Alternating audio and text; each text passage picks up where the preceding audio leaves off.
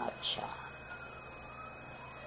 नैष दोष दृष्टत्वात्, पूर्व पक्षी स्वभाववादी ने कहा ये कोई दोष नहीं है, ये चलेगा ना। दृष्टित्वात्, अरे ऐसा इसको स्वभाव है मान लो, कभी ऐसा कभी वैसा होता है, वो कभी ऐसा हो जाए कभी वैसा हो जाए, कभी दर्शनादि क्रिया कर्तृत्व रहेगा शरीर में, कभी नहीं रहेगा, ये तो शरीर का स्वभाव है। हम स्वभाववादियों के लिए तो भूषण है, दोष नहीं है कहता है वो। नहीं दृष्टि अनुपन्नम नामा, क्योंकि जो है दृष्ट वस्तु में कोई अनुपत्ति नाम का दोष होता ही नहीं। जो जैसा दिखाई दे रहा है उसे अनुपत्ति क्या है, अनुपत्ति नाम का दोष दिया ही नहीं जा सकता। जो जैसा दिख रहा है वो वैसा है ही मान लेना चाहिए, यही उसका स्वभाव है, मानना चाहिए। इसका कोई साधु कर ऐसे कैसे कर सकता है? ऐसे कैसे कर सकता है? तो उसका स्वभाव ऐसा ही है, क्या करोगे, इसका स्वभाव ही ऐसा है, उसे कोई अनुपत्ति दोष नहीं दिया जा सकता है। नहीं खद्योते प्रकाश अप्रकाश तो दृश्यमान कारणांतर मनोमेयम, जैसे खद्योत में कभी प्रकाश होता है कभी प्रकाश नहीं होता है, इसको देखते आप ये कहोगे क्या ये दोनों इकट्ठे एक ही में दिख रहा है, अतः इन दोनों एक साथ ऐसा होने के पीछे कोई न कोई दूसरा कारण है, ऐसा अनुमान करोगे? खद्योता भासरत्तम हेत्वंद्रकृतम कायाचित्कत्वात्, अनुमान कर देंगे क्या? खद्योता भासुरवान हेत्वंद्रकृतत्वात् कायाचित्कत्वात्, ये सब अनुमान तो करोगे। या खद्योत से भास्वरत्तम पक्ष हेत्वंद्रकृतम, वो खद्योत के कारण से, अपने शरीर के कारण से नहीं है, कुछ अन्य हेत्वंतर से है। क्यों? कादाचित्कत्वात्, कभी वहां दिखता है कभी नहीं दिखता है। ऐसा अनुमान करके क्या आप निर्णय लोगे खद्योत में जो कभी प्रकाश दिखता ना दिखता वो उसका शरीर का धर्म नहीं, उसे भिन्न कारणों से होता है, ऐसा कोई अनुमान कभी करता नहीं है। अनुमेयत्वे च केनचित् सामान्यात्, यदि कहोगे नहीं हम अनुमान करेंगे, किंचित सादृश्यता तो है ना, कादचित सादृश्यता तो है, व्याप्ति तो बना ही रहा हूं। यदि ऐसा करोगे तो सारा संसार घर पदार्थ स्वभाव खत्म हो जाएगा। हमने अग्नि अनुष्ण वस्तुत्वात् द्रव्यत्वात् जलवत, मान लो क्या अनुमान? किंचित सादृश्यता तो संसार के सभी पदार्थों में मिलेगा, किंचित किंचित सादृश्यता सभी पदार्थों में है, और कुछ नहीं तो पदार्थत्व हेतु तो सभी जगह हट जाएगा। देवदत्ता स्त्री, क्यों? पदार्थत्व सीतावत बना दो, है ना। भगवान राम महास्त्री, क्यों? भगवान है ना, महान स्त्री है वो, क्यों? पदार्थत्व सीतावत। ये तरह पदार्थत्म तरह महास्त्रित्व यथा सीता, तो राम भी हो जाएंगे औरत फिर, तो पदार्थ से सादृश्य है ना। तो किंचित सादृश्यता को लेकर के आप अनुमान करने लग जाओ, फिर तो केनचित सादृश्यता को सभी वस्तु का सभी जगह अनुमान कर सकेंगे, सब कुछ उच्छेद हो जाएगा। सर्वत्र सर्वमनमेयम से ये समस्या खड़ी हो जाएगी। सभी विषयों में हर चीज का अनुमान कर जाएंगे। जैसे कहें आत्मा जड़ द्रव्यत्वात् पृथ्वीवत बना दो, अतो पृथ्वी चेतन, पृथ्वी चेतन द्रव्यत्वात् आत्मवत बना लो। उल्टा सीधा काम चलते रहेगी, सारे अनुमान हो जाएगा, सब धर्म सभी में खिचड़ी हो जाएगी, फिर व्यवस्था ही नहीं रहेगा शास्त्र का कुछ भी। तच्चा अनिष्टम, ऐसा करना अत्यंत अनिष्ट है। न च पदार्थ स्वभाव नास्ति, ये भी नहीं कहना कि पदार्थ कोई स्वभाव ही नहीं होता है संसार में। नहीं अग्नि रुष्ट स्वभाव्यम अन्य निमित्तम उदकस्य व शैत्यम, क्योंकि अग्नि में जो उष्ट स्वभाव देख रहे हो कि अन्य निमित्त है कि उसका स्वरूप है, वो उसका स्वरूप है, वो अन्य निमित्तक नहीं। जल की शीतलता वो उसका स्वरूप है, उसका स्वभाव है, वो अन्य निमित्तक नहीं। इसलिए आपको मानना पड़ेगा हर वस्तु का कुछ न कुछ स्वभाव होता है, और स्वभाव से बिन कुछ भी उसमें दिखाई दे वो अन्य का होता है, ऐसा ही निर्णय होगा। उसका अपना कुछ स्वभाव है और उस स्वभाव से अतिरिक्त जो धर्म दिखता है वो आरोपित होता है, ये व्यवस्था देनी पड़ेगी। अतएव हम मानेंगे शरीर का यह स्वभाव है, चेतन अचेतन उभयात्मक रूप में व्यवहार करता है। कभी दृष्टा श्रोता मनता बन जाता है, कभी सो जाता है, कुछ नहीं कर पाता। ये शरीर का स्वभाव है। इसे शरीर ही आत्मा है, शरीर से बिना आत्मा नहीं। ये चार्वाकवाद बोल रहे हैं यहां स्वभाववादी लोग, चार्वाक।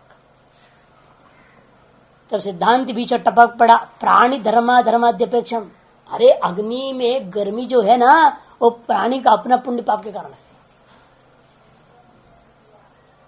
जल ठंडा क्यों है? जीव के अपना पुण्य पाप के कारण से। नैया कौन की है ना, ऐसे ही बोलता है अदृष्टवशात। कस्तूरी उड़ता नहीं है ना, कपूर उड़ जाता है, क्यों? तो जीवन का अदृष्टवशात। ये वस्तु का स्वभाव नहीं मानते वो लोग। कस्तूरी वस्तु का स्वभाव है, क्यों उड़ेगा नहीं? रखे रहो, 10 साल बाद वैसे का वैसे दिखता है। और कपूर है, रखे हो, आधे घंटे बाद देखो तो उड़ गया, कुछ भी नहीं रहेगा वहां। ये वास्तविक शुद्ध कपूर है तो कुछ भी नहीं रहेगा। अभी क्यों हुआ? कहते जिस जीव को कपूर का भोग था वो तब तक तो था, अब आपके पुण्य खत्म हो गया कपूर का भोग का, आते हो कपूर खत्म हो गया। और आपके पुण्य इतना है, कस्तूरी का भोग के लिए कितनी पुण्य है, तो जब तक आप चाहो तब तक कस्तूरी रहता है। इसीलिए क्या पुण्य इतना है, पुण्य वशा तो रह रहा है। कहते स्वभाववादी, कहा तुम पागल हो रखे हो, ऐसे कैसे होगा? फिर हम पूछेंगे धर्माधर्म से स्वभाव है क्या?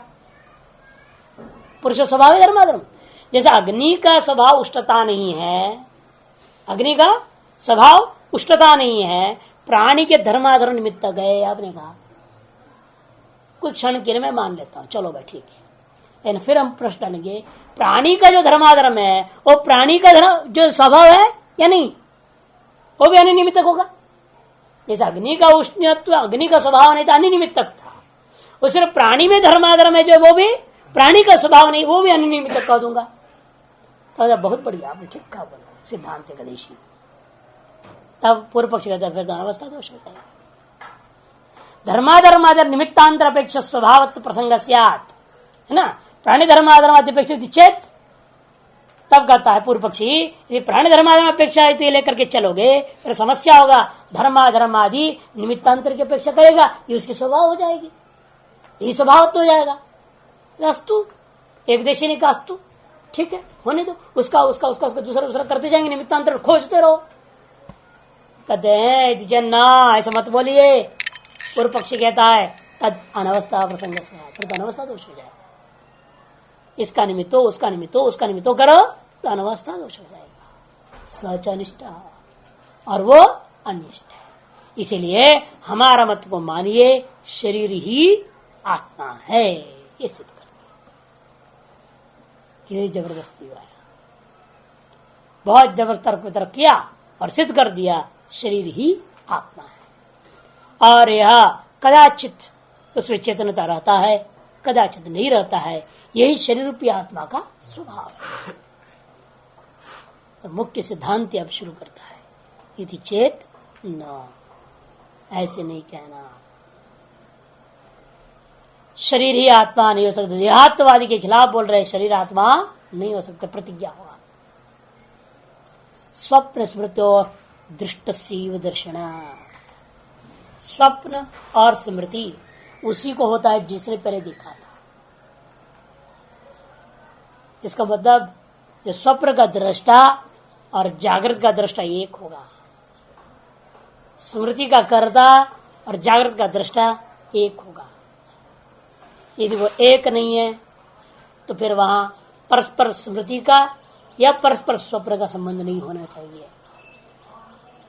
क्योंकि यह शरीरावच्छिन्न आत्मा ने जागृत में अनुभव किया, उससे भिन्न शरीरावच्छिन्न आत्मा जो है स्वप्न का दृष्टा है। दो अलग अलग आत्मा हो जाएगी। यदि शरीर कोई आत्मा मानोगे, स्वप्न शरीर ये शरीर है क्या?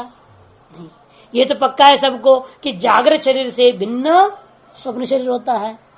यदि शरीर ही आत्मा है, फिर जागृत शरीर जिन जिन चीजों का अनुभव किया उसको स्वप्न शरीर रूपी आत्मा नहीं देखना चाहिए। किसी कोई समझ नहीं ना, दो अलग आत्माएं हैं। इस आत्मा को वो देख लेगा तो मुश्किल होगा, फिर वही दोष आएगा, कर्तव्य प्रनाश अकर्तव्यागम। उस शरीर रूपी जो स्वप्न शरीर रूपी आत्मा ने जिस चीज को अनुभव नहीं किया उसको देख रहा है, है नहीं। और ये जिसने जो देखा है उसको नहीं देखा, इसने जो नहीं देखा वो उसने देख लिया तब तो ठीक था, ऐसा होता नहीं। लेकिन इसने जो देखा उसी को वो देख रहा है, किया इसने, लाभ मौज उसने उड़ाई, किया तो जागृत शरीर रूपा आत्मा ने, और आनंद किसने ली? सब शरीर रूपी आत्मा ने। ये तो बिल्कुल गलत है। कर्तव्य प्रणाश अकृतभ्यागम दोष हो जाएगा। इसे आपको मानना पड़ेगा स्वप्न दृष्टा और जागृत दृष्टा एक होना चाहिए। इसी प्रकार से स्मरण में भी और जागृत, जिसने अनुभव जो अनुभव करता है वही स्मृति करता होना चाहिए। अनुभव यद देहावच्छिन्न आत्मा ने किया है तद देहावच्छिन्न आत्मा स्मृति करता है क्या? नहीं, भिन्न कर रहे हैं। फिर तो वहां पर भी देहात्मवाद बनेगा नहीं, देह से भिन्न आत्मा मानना पड़ेगा, तभी व्यवस्था हो सकता है। स्वप्न स्मृति और दृष्ट से दर्शनार्थ व्याख्या उसको करेंगे स्वयं। यदुक्तम स्वभाववादिना देह से दर्शनादि क्रिया न व्यतिरिक्त स्थिति तन्न, उसके एक एक पंक्ति उठाते एक एक खंडन करते हुए जाएंगे और अपने सिद्धांत का जवाब भी को विस्तार कर देंगे। जो स्वभाववादी ने कहा था देह ही दर्शनादि क्रिया का करता है, उससे भिन्न कोई नहीं है, यानी उसका वह कथन तन्न उचित नहीं। यदि देह से दर्शनादि क्रिया स्वप्ने दृष्ट से दर्शनम न स्यात्, यदि देह ही दर्शनादि क्रियाओं का करता है अर्थात देही आत्मा है, फिर तो स्वप्न में जागृत कालीन जो देह रूपी आत्मा ने जो देखा था उसका दर्शन नहीं होना चाहिए। क्योंकि अब जिसको जो देखने वाला था वह भाई क्या? जागृत शरीर रूपी आत्मा जो जागृत घट को देखा था वो स्वप्न काल में नहीं है। वो आत्मा क्यों? शरीर नहीं, ये शरीर आत्मा मान रहे हो, वो आत्मा तो नहीं रहा। इसीलिए जब वो आत्मा ही नहीं तो याद देखा किसने? दूसरा देख रहा है। जो दूसरा देख रहा है तो उसका देखा होगा, इसने कैसे देख लिया? है ये नहीं, यही करे। क्योंकि देह से दर्शनादि क्रिया यदि देह के ही अंदर दर्शनादि क्रिया मानोगे, फिर तो स्वप्न में जागृत कालीन दृष्ट पदार्थों का दर्शन नहीं होना चाहिए। अंधा स्वप्नम पश्यन दृष्टपूर्व में पश्यति, चाहे अंधा भी क्यों ना हो, वह भी यदि स्वप्न को देख रहा है तो पहला देखा हुआ वस्तु को ही देख रहा है। इस जन्म का हो या अन्य जन्म का होगा, देखा हुआ है, अतिव शून्य आदि से उसको स्मृति हो जाती है, और स्मृति के बल पर अपनी वासना जगता है, स्वरूप को कल्पना करता है, और उसके बाद उसको स्वप्न में भी देख लेता है, जो जन्मांध होता है। और वैसे अनंतर काल में जो अंधा होगी बीमारी के कारण से, उसको तो इसी जन्म में पहले देखा हुआ है ही, इसलिए स्वप्न देख रहा है। इसे अंधा स्वप्नम पश्यन् दृष्टपूर्व में पश्यति न शाकद्वीपादि गतम अदृष्टपूर्वम। जो शाकद्वीपादि अनेक अलग अलग द्वीप है ना, तो उन द्वीपों में रहने वाले पदार्थों को जिसको कभी वो गया नहीं, देखा नहीं, जिसको सुना भी नहीं, उसकी कल्पना भी नहीं कर सकता, जिसका उसको स्वप्न में कैसे देख सकता है वो? आप तो स्वर्ग आदि के बारे में स्वप्न में देख लोगे। क्यों?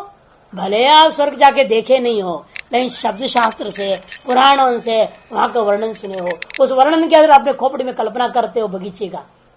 यहाँ जो बगीचा है ना, इसकी अपेक्षा से वर्णन देखोगे, और वर्णन तो ऐसे है, यानी इस बगीचा से वो बगीचा वैसा होगा, तुलनात्मक इसकी अपेक्षा से उत्कृष्ट बगीचा की परिकल्पना आप करोगे, और परिकल्पित उस बगीचे का संस्कार आपके अंदर बन जाता है, और उसी संस्कार स्वप्न स्वर्ग में बना लोगे और स्वर्ग में चले जाते हैं, और स्वर्ग में आनंद करके आ जाते हैं स्वप्न में। लेकिन वहां आधार है आपके संस्कार के प्रति। इसे दृष्टिपूर्व का तात्पर्य यह नहीं है आप अपने इंद्रियों से अनुभव किया ही हो, यह अर्थ नहीं है। अर्थ यह है किसी न किसी प्रकार से आपका ज्ञान का विषय होना चाहिए। जो आपके ज्ञान का विषय हो गया उसका संस्कार बैठेगा।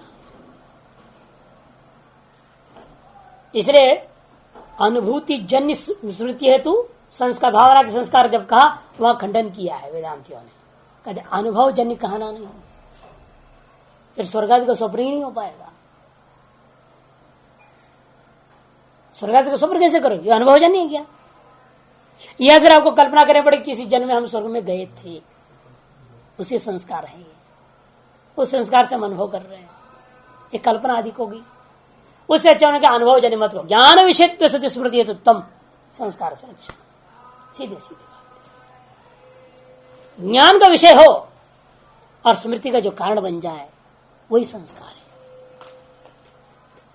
अरे ज्ञान का विषय क्या चक्षु से ही होना कोई जरूरी नहीं है ना, श्रोत्र से भी हो सकता है, स्पर्शादि से भी हो सकता है।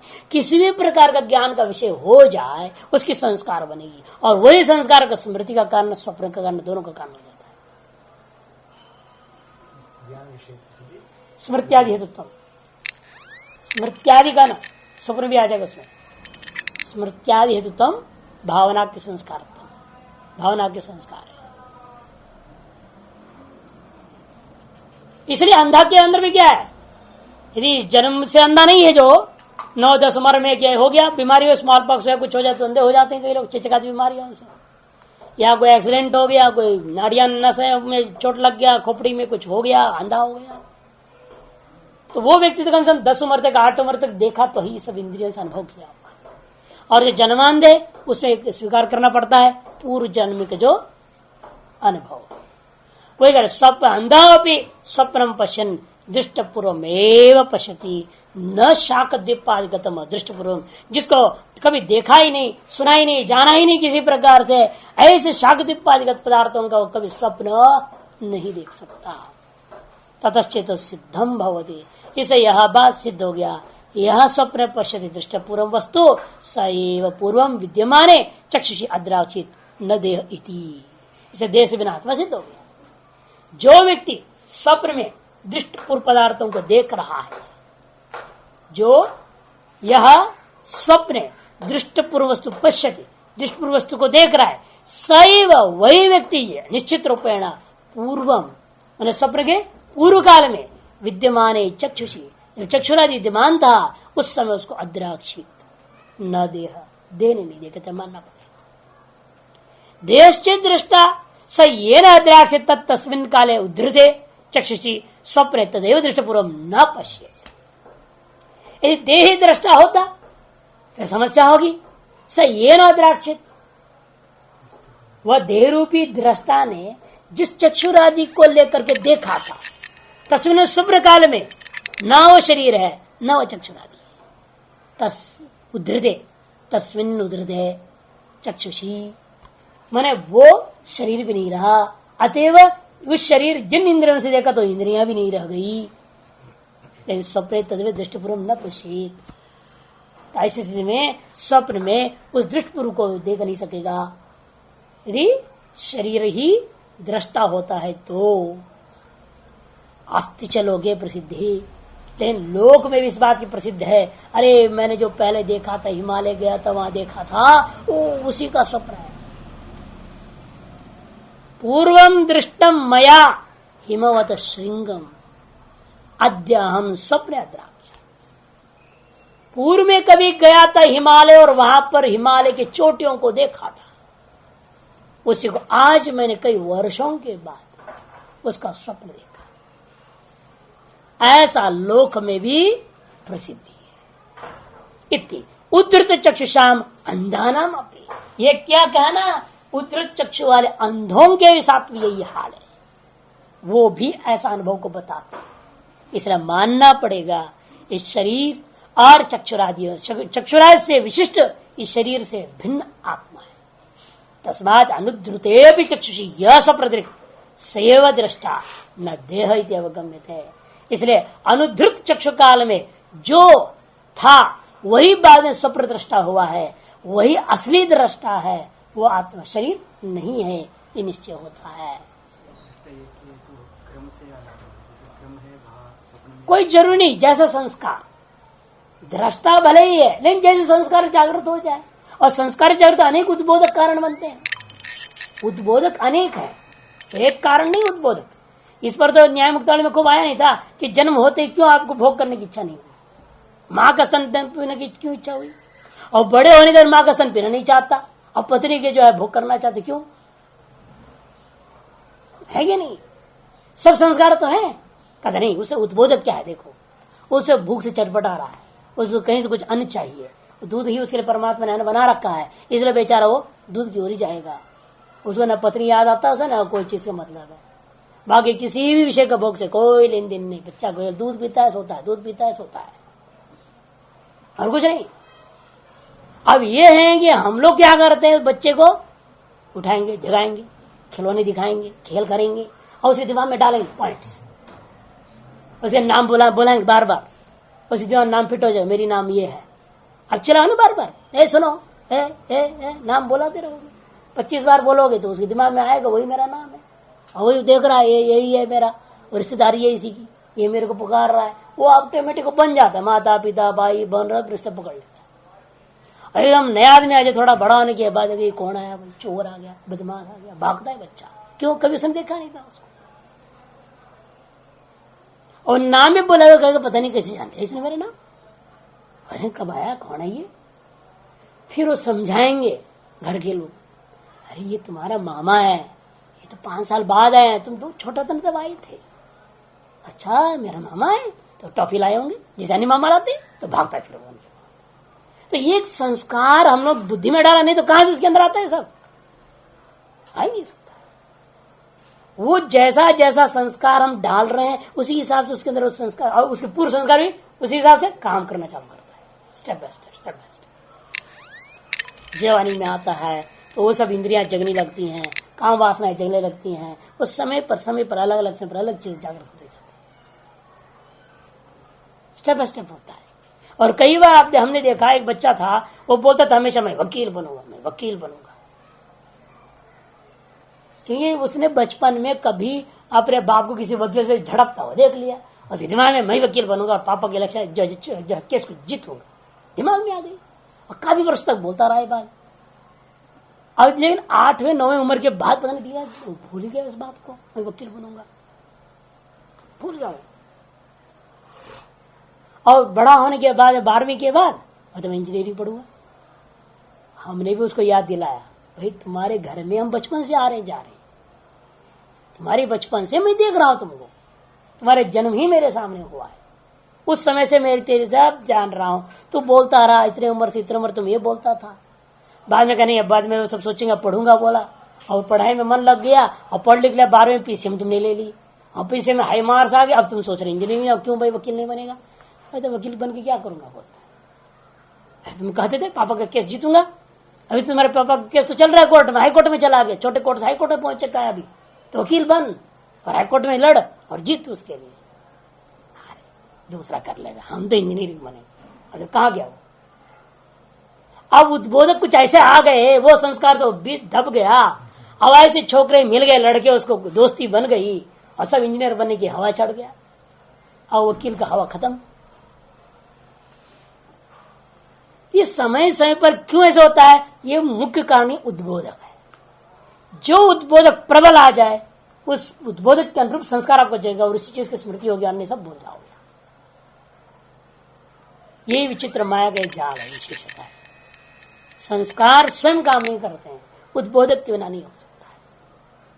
इस विषय स्मृति में भी कार्य तथा स्मृतौ, स्वप्न है ना, हेतु हमने क्या स्वप्न स्मृति और दृष्ट से दर्शाते कहा था ना, हेतु हम लोग स्वप्न स्मृत्यो हो, और स्वप्न का विचार हो गया स्मृति को, तथा स्मृतौ दृष्टि स्मृतो और एकत्वे सती ययेव दृष्टा सएव स्मरता।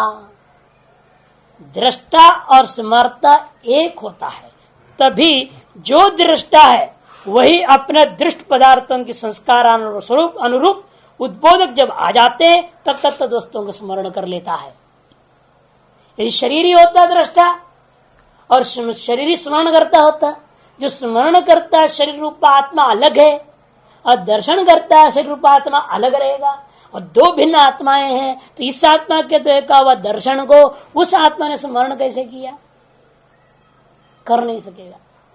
लेकिन जिसने दर्शन किया है वही स्मरण कर रहा है, ऐसे लोक प्रसिद्धि है।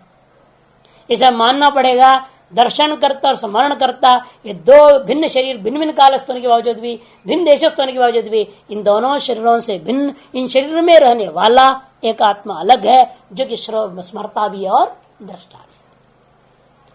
यदाच एवं तदा निमीलिताक्षोपि स्मरण दृष्टपुरम यद्रूपम तदृष्ट देव पश्यति। जब ऐसा मान लिया आपने, एक ही शरीर में देख लो, भिन्न शरीर को छोड़िए, एक ही शरीर में आप पहले आंख खोल के किसी चीज को देखे थे, आंख बंद कर फिर स्मरण कर रहे हैं, ध्यान कर रहे हैं, तो क्या आंख खोला हुआ शरीर अलग है, आंख बंद किया हुआ शरीर आत्मा अलग हो जाएगा? दो होगा ना। एक चक्षु विशिष्ट शरीर है, एक चक्षु रहित शरीर है। यदि आपके सब शरीर को आत्मा मानूंगा, वो स्मरण करता आत्मा जो, वही शरीर में भी दो आत्मा बन जाएगा। एक ही शरीर कर्ण विशिष्ट हुआ तो अलग आत्मा, कर्ण रहित हो गया तो अलग आत्मा बन जाएगा। पूर्वोत्तर क्षण में दो भिन्न आत्मा हो जाएंगे। और उस आत्मा ने देखा था, यार आंख बंद कर ले, स्मरण कैसे करेगा आप? कि जिसने देखा था वो है ही नहीं, चक्षु के माध्यम से वो चक्षु ही नहीं रह गया। अतः चक्षु विशिष्ट शरीर भी नहीं मानी जाएगी।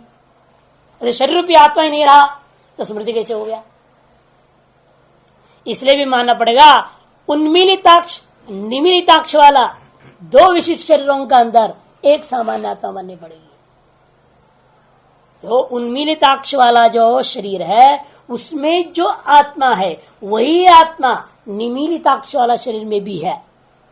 ये नहीं मानोगे तो दर्शन और स्मरण में संबंध नहीं जोड़ सकते। इसलिए कहते हैं यदाच एवं, जब आपने दो भिन्न जन्मों का मान लिया, उसी प्रकार से एक ही जन्म में जीते जी में भी निमिलिताक्षोपि स्मरण दृष्ट रूपम यद दृष्टपूर्वम यद रूपम तद दृष्टवदेव पश्यति। पहले जिस रूप को अनुभव किया था उसी को स्मृति के द्वारा उसी रूप से देखता है। तस्मात् यह निमीलितम तन्न दृष्टि, यह निमीलिते चक्षुषी स्मरद रूपम पश्यति तदेव अनिमीलिते चक्षुषी दृष्टासी आसीत इति अवगम्यते। इसलिए जो निमीलित है वह दृष्टा नहीं है, ऐसे नहीं कहना। वाक्य में जो निमीलित जो दृष्टा है भी नहीं, कि दर्शन क्रिया नहीं हो रही। इसलिए यन निमीलितम तन्न दृष्टि, वो दृष्टा ही नहीं। और यन निमीलिते चक्षुषी स्मरद रूपम, और निमीलित चक्षु जो स्मरण कर रहा है पश्यति तदेव अनिमीलिते भी, वही अनिमीलित चक्षु काल में भी दृष्टा होता आसीदिति अवगम्यते। यदि बात नहीं मानोगे, एक और आपत्ति मृते चद्दे है अविकलस्य विच रूपा दर्शनाभावात्। शरीर रूपी आत्मा पड़ा है, शरीर रूपी आत्मा पड़ा हुआ है, वहां मरा पड़ा है, लेकिन शरीर रूपी आत्मा का रहते हुए भी वे कैसा है? वो अविकल है, कोई अंग नष्ट पृष्ठ हुआ नहीं, कुछ नहीं। मरा हुआ आत्मा अंधा नहीं हुआ है, मरा हुआ आत्मा भी आंख है, कान है, सब वैसे का वैसा है बिल्कुल, लेकिन फिर वो कुछ भी रूपाधि दर्शन नहीं करता। इसे ज्ञापन होता है ये शरीर रूपी आत्मा को आत्मा नहीं मानना चाहिए, शरीर से भिन्न आत्मा है। देह से दृष्टित्व मृत्यु भी दर्शनादि क्रिया, देह ही दृष्टा है, फिर मरने के बाद भी शरीर तो है ना, फिर वो दर्शनादि क्रिया करनी चाहिए, शरीर है। तस्मात् यदपाय देह दर्शन न भवति यद भावे च भवति तद दर्शनादि क्रिया कर्तरि न देह इति अवगम्यते है। इसे नियम बन गया ना, जिसके न रहने पर यह शरीर दर्शनादि नहीं कर पाता, और जिसके इसके अंदर रहने पर शरीर दर्शनादि क्रिया करता है वो आत्मा है, वह शरीर से भिन्न है, शरीर आत्मा नहीं हो सकता। इति अवगम्यते, ये निश्चय होता है। चलो देहात्वादियों को परास्त कर दिया आपने, तो कहते देह आत्मा भले ना हो, इंद्रियों का आत्मा मानो। अभी ना सुधार चारवाक, चारवाकों में एक मुख्य चारवाक है, शरीर को आत्मा मानता है। फिर सुधारवादी चारवाक माना गया है।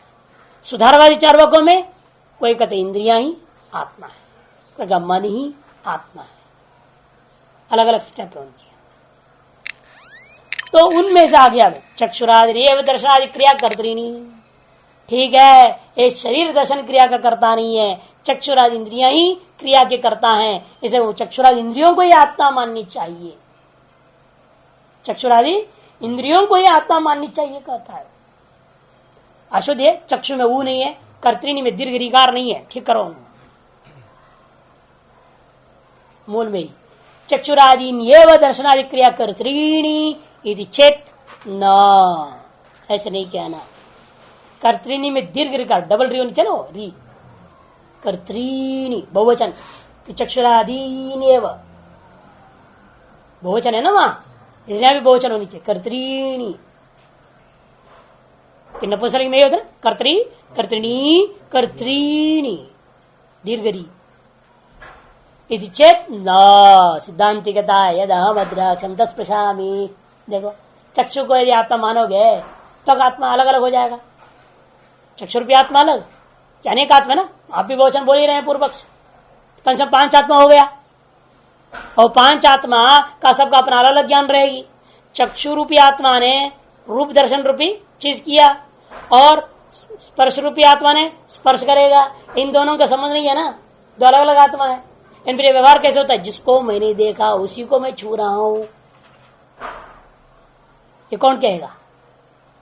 ये जो भिन्न भिन्न आत्मा है कह सकते हैं, ये आत्मा नहीं कहेगा मैं स्पर्श करूंगा, क्योंकि इसका स्वभाव क्या है केवल देखना, और देखा स्पर्श करने वाला है वो देखना नहीं जानता, वो ये नहीं कह सकता मैं जिसको देखा उसको मैं स्पर्श कर रहा हूं, या नहीं। इसलिए यदि आप भिन्न भिन्न आत्मा मानोगे इंद्रियों को, इनका परस्पर अनुसंधान करता हुआ रूप ज्ञान स्पर्श ज्ञान का परस्पर अनुसंधान करके एक कर्तृत्व जो निर्देश है वो नहीं हो सकता। यह अहम अद्राक्षम, एक कर्तव्य निर्देश देखो, यद अहम अद्राक्षम तदेव अहम स्पृशामि, जिसको मैंने देखा था उसी को मैं छू रहा हूं। अर्थात एक चक्षुरूपी आत्मा एक त्वग्रूपी आत्मा, दो भिन्न आत्मा यदि मानोगे तो ये व्यवहार नहीं होगा कि जो चक्षुरूपी आत्मा देखा है वो स्पर्श करना नहीं जानता, जो स्पर्श रूपी आत्मा स्पर्श करना जानता है वो देखना नहीं जानता। तो दोनों को जोड़ के कैसे कहेगा जो मैं देखा वही मैं स्पर्श कर रहा हूं, ये व्यवहार नहीं हो सकता। इति भिन्न कर्तृत्व प्रतिसंधान बोलते हैं। और दूसरी बात, भिन्न करता यदि मान लिया इस प्रकार से आपने, तो ये जो प्रतिसंधान है दो इंद्रियों का विषयों का परस्पर अनुसंधान है, वो अनुसंधान नहीं हो पाएगा। बहुत विलक्षण है, अनुसंधान करने में बहुत बड़ा ये होता है, 4 अंगुल का फर्क है, अनुसंधान में बहुत अंतर बढ़ जाता है। आंख देख कुछ रहा है लेकिन सुना कुछ है, कितना फर्क हो जाता है। सुन रहे हैं बहुत कुछ बात है, लेकिन देख रहे हैं बिल्कुल विपरीत। ये होता है हर आदमी का अनुभव है। और अंतर कितनी? 4 अंगुल है ना, 4 अंगुल का फर्क है कान और आंख का बीच। और इतनी फर्क में आकाश पाताल का दुनिया बना दिया ऐसे। सुन रहे हैं हम, जगत पैदा ही नहीं हुआ, और आंख खोल के देखता है सारा जगत ही दिख रहा है, उल्टा काम, जगत पैदा नहीं हुआ, सुन रहा हूं, और इधर तो जगत ही जगत है, और बड़ा राग द्वेष लड़ाई झगड़ा दुनिया लफड़ा, कुछ नहीं।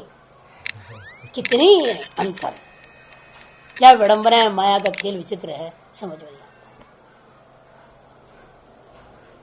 कितना इसके लिए अनुसंधान कर रहे हैं, कितना चिंतन कर रहे हैं, मनन कर रहे हैं, और फिर भी कभी न कभी अहंकार आ जाता है, घुस जाता है, फिर भी कहता मैं ये हूं, वो तो कुछ नहीं, वो भेद में घुस जाता है। बहुत भारी समस्या है। और कंपटीशन की जगत भी है आज के जमाना, वो ऐसा किया तो मैं भी ऐसा करूंगा, है ना। वो 4 पाठ पढ़ाता है, अच्छा मैं तो 6 पाठ पढ़ाऊंगा, उससे कम थोड़ी हूं, पकड़ पकड़ के जबरदस्ती हमसे पढ़ो। ऐसे कहीं होगा? संसार चलेगी ऐसे? क्या वेदांत है? देखो कितना फर्क है ना, सुनने में और देखने में, करने में, सब में होता है। लेकिन परस्पर सबका अनुसंधान भी हो रहा है। ये क्यों समझ में आ रही है अब आपको ये बात? इसीलिए क्योंकि जो श्रवण करता और दृष्टा एक था। यदि श्रवण करता अलग और दर्शन करता अलग, दो अलग ही आत्माएं होते, फिर ये अनुसंधान ही कर पाते, जो सुना और रोया विपरीत हो रहा है, ये कौन सोच रहा है? सोच ही नहीं सकते थे आप। ये सुनने वाला आत्मा अलग था, और वो तो सुन लिया, वो बात कहना रहा हो गया वो तो, और देखने वाला आत्मा अलग ही देख रहा है। तो ये बोल नहीं सकता देखने वाला आत्मा रे मैं क्या सुना था, ये कैसे बोलेगा? क्योंकि ये सुनने की सामर्थ्य वाला नहीं है। जो देखने वाला आत्मा है वो सुनने के सामर्थ्य वाला नहीं है, जो सुनने वाला आत्मा है वो देखने के सामर्थ्य वाला नहीं है। जो देखने और सुनने के सामर्थ्य वाला है वो बोलने के सामर्थ्य उसके पास नहीं। बोलने की सामर्थ्य वाला जो आत्मा उसको देखने का सुनने का सामर्थ्य नहीं है। यदि ये सारी अलग अलग आत्मा हो जाएंगे, 10 इंद्रियां 10 आत्मा हो जाएंगे, और एक आत्मा दूसरे आत्मा का परस्पर अनुसंधान कौन करेगा? कोई जोड़ने वाला है नहीं, सब स्वतंत्र आत्माएं होते हैं, तो ये तारस व्यवहार नहीं हो पाएगा। कहते अनुसंधान के आधार पर कहते हो, फिर ठीक है, चक्षुरादि आत्मा नहीं, अनुसंधान करने वाले को आत्मा माने। कौन अनुसंधान कर रहा है आपके अंदर? मन। मनस्तर इति चेतना। तब उत्तर चार्वाकवादी आता है, कहता है देखिए भाई सुधारवादी चार्वाकों में से उत्तर उत्तर अलग अलग हैं, तो वो कहते हैं मन को ही मान लीजिए, मन ही है सब जो अनुसंधान करने वाला, परस्पर जोड़ने वाला, कान आंख सब की बातों को जोड़ जाड़ करके व्यवहार करने वाला, जो कहता है यद हम अद्राक्षम तत्व हम स्पृशामी, ये जो व्यवहार करता है मन करता है ना, इसलिए मन ही आत्मा है। न मन भी आत्मा नहीं हो सकता। यदि मन आत्मा होता तो दृश्य नहीं होना चाहिए। आप कहते हैं मेरा मन बहुत खराब था, अरे आज पता नहीं क्या ऐसा अच्छा चीज खा पी लिया, मन बड़ा प्रसन्न था, पीछे से रट गया। आप बताए किसी ने बोलते हो क्या भंडारा खा लिया, मन एक भी सूत्र रट नहीं पाया। बताए ना व्यवहार आप लोगों में कैसे हो गया। इसका मतलब आपको आपका मन दिखाई दे रहा है, वह कभी प्रसन्न है, कभी अप्रसन्न है, कभी जो खराब हो गया, बिल्कुल बिगड़ा है, कभी आलसी हो रहा है। आप देख रहे मन में बड़ा आलस हो रहा है, आज मन में बड़ा बोरियत हो गई है, मन की बोरियत भी दिख रही है। आप सब कुछ दिखता है, इसका मतलब हो गया मन आपका दृश्य है। जो दृश्य है वो दृष्टा नहीं हो सकता, नहीं तो घट भी दृष्टा हो जाएगा। इसलिए मनसोपि विषयत्वा रूपादिवत दृष्टित्वादि अनुभूति से मन भी विषय है रूप आदि के समान, अतएव उसे दृष्टित्वादि उपपन्न नहीं हो सकता। तस्मात् निष्कर्ष निकला और आगे नहीं गया, उससे आगे विज्ञान है, विज्ञान में फिर क्षण विज्ञान बहुत आएगा, अनेक आने लगाएंगे, उन सबको छोड़ दिया, केवल चारवाक को प्रमुख चीजों को ले लिया, खंडन कर खत्म कर दिया। क्योंकि उस तार्किक के पास जाना ना, फिर जो तर्क शुरू किया था भौतिक होना चाहिए वो, ठीक है मान भी लूंगा, उससे भिन्न है, अंतस्थ है, शरीर से भिन्न है, शरीर के भीतर है, किंतु वो समान जाति होनी चाहिए। बार बार कहा था उस तार्किक को खंडन करना है कि उसकी विरुद्ध में स्वभाववादी आ गया था, क्या नहीं शरीर से भिन्न आत्मा नहीं है, शरीर ही आत्मा है बोल रहा था। इसे पहले उसको परास्त किया और वापस तार्किक में जाना है, इसलिए बीच समाप्त कर रहे हैं। तस्माद अंतस्थम व्यतिरिक्तम आदित्य सिद्धम, इसे हमारा अनुमान सिद्ध हो गया, वो आत्मा भीतर है, विमत जो था वो ज्योति वो अंतर ज्योति है और शरीर से व्यतिरिक्त है। अन्य तन्य में था आदित्य करके व्यतिरेक अनुमान हमने जो बनाया था वह अनुमान सिद्ध हो गया थी। ओम पूर्णमदः पूर्णमिदं पूर्णात् पूर्णमुदच्यते पूर्णस्य पूर्णमादाय पूर्णमेवावशिष्यते।